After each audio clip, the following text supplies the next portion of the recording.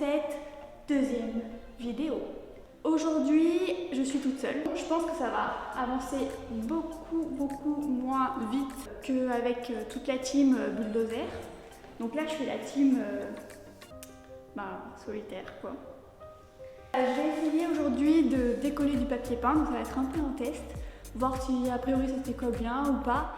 Ah, et j'ai oublié de vous dire un détail très important, toujours assortir ses chaussettes à sa tenue. Voilà. Là, sachez que je suis super fière. Excusez-moi, mais il faut que je sois droite au but. C'est interdit.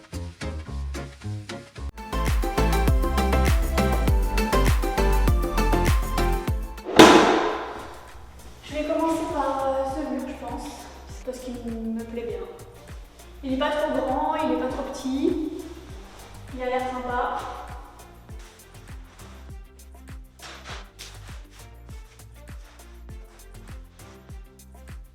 Ok les gars, bon bah c'est parti.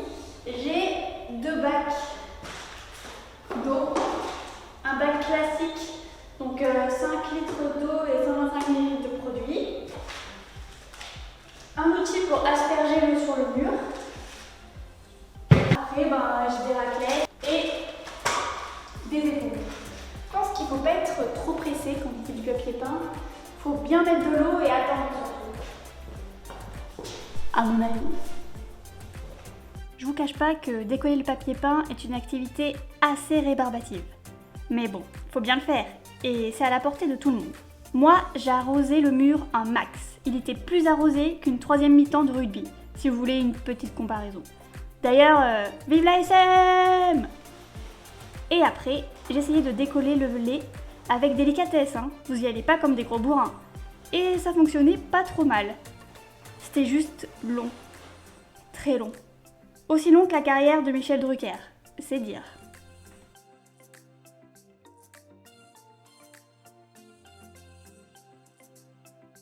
De fait, pour vous éviter cette agonie, je vais vous donner 2-3 astuces comme ça, gratos.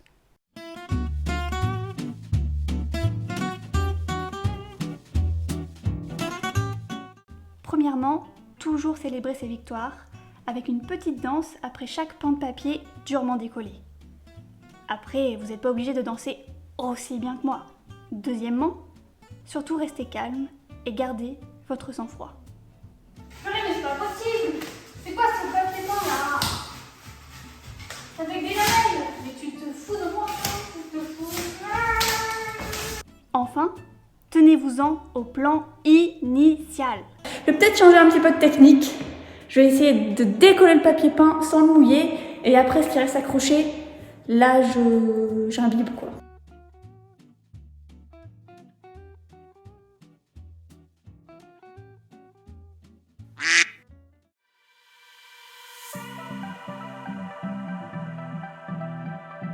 Ce que j'ai pu faire aujourd'hui, donc tout ce mur là et le bas ici.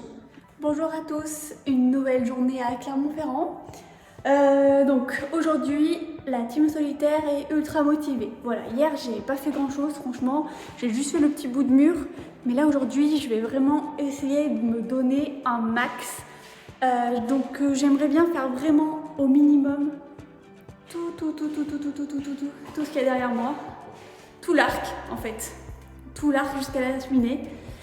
À votre avis, est-ce que vous pensez que je vais y arriver? Laissez un petit commentaire si vous pensez que je vais arriver à faire au moins l'arc aujourd'hui. Et tiens, en laissant un commentaire, ça me fait penser, abonnez-vous à ma chaîne si c'est pas encore fait parce que ça me ferait très plaisir. Donc j'ai fini complètement ce mur là, il est nickel et j'ai fini ce petit pan là. Donc pour faire tout ça, j'ai quand même mis un peu plus d'1 heure. Autant vous dire que j'ai du pain sur la planche. Maintenant, ce mur là, sérieux. Il est gigantesque, Je pense que je vais mettre, de toute façon c'est sûr que je vais mettre 2 heures et quelques à le faire. Ah là là, bordel. Donc où est-ce que je me suis pas lancée moi?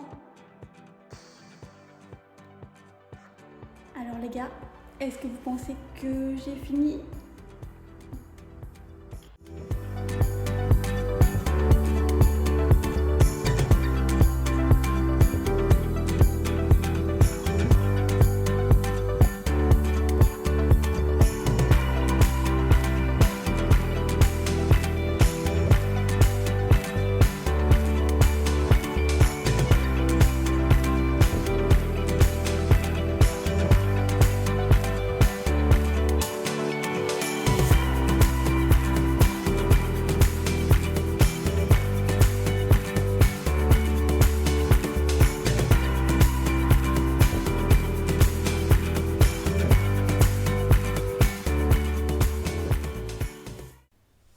quelques jours plus tard, je retrouve Bruno et Florian qui vont s'atteler à l'électricité. Bah oui, casser des cloisons, c'est bien, mais maintenant on a plein de gaines qui pendent du plafond. Et c'est pas hyper pratique. Ils ont d'abord identifié chaque gaine une à une pour savoir si c'était un interrupteur, une prise ou un thermostat. Ils ont pris en photo les branchements pour pouvoir les refaire plus tard, et là leur but c'était de remonter les gaines dans le grenier. Évidemment, ils n'y sont pas allés comme des bourrins. Il fallait d'abord réfléchir à la future place de chaque interrupteur, prise, etc. Ça et ça, on passe par l'intérieur.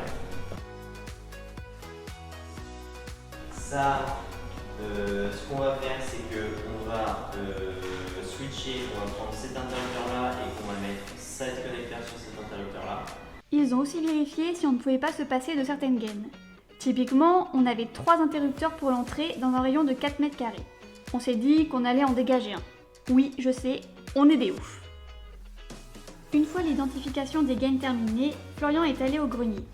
Bruno est resté dans le salon et faisait bouger les gaines qui devaient remonter au plafond. Flo de son côté tirait dessus pour qu'elles le rejoignent au grenier. Et voilà le résultat. C'est vraiment un travail de pro, non ? Honnêtement, on s'est lancé là-dedans car Bruno maîtrisait l'électricité. Ah là là, il sait tout faire ce Bruno. Désolée les filles, mais il est pas libre. Ici, vous pouvez voir qu'ils ont tout préparé pour fixer un interrupteur et un thermostat. Mais ça, vous le verrez dans une prochaine vidéo. On se retrouve donc dans la prochaine vidéo. Prenez soin de vous et à bientôt.